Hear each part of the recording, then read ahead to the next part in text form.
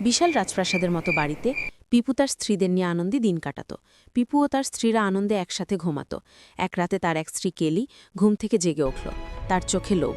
সে আস্তে আস্তে দরজার বাইরে আসলো আর পিপুর ধন সম্পদ যে ঘরে রাখা সে ঘরে প্রবেশ করল।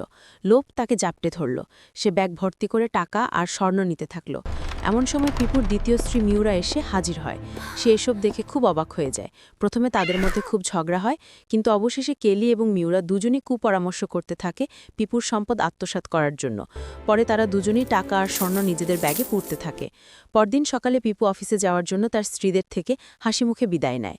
পিপু মার্সিডিজ বাড়িতে চড়ে প্রতিদিনের মতো নিশ্চিন্ত অফিস করতে থাকে। এদিকে কেলি আর মিউরা বাগানে গোপন জায়গায় চুরি করা টাকা আর স্বর্ণ রেখে দেয়।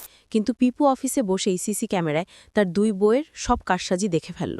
সে খুব রাগান্বিত হয়ে গেল। মার্সিডিসে চড়ে খুব দ্রুত বাসার উদ্দেশ্যে রওনা দিল। বাসায় গিয়েই তাদের খুব বকাঝকা, তারপর পেটাতে শুরু করল। তারপর দুইজনকেই বাড়ির থেকে বের করে দিল।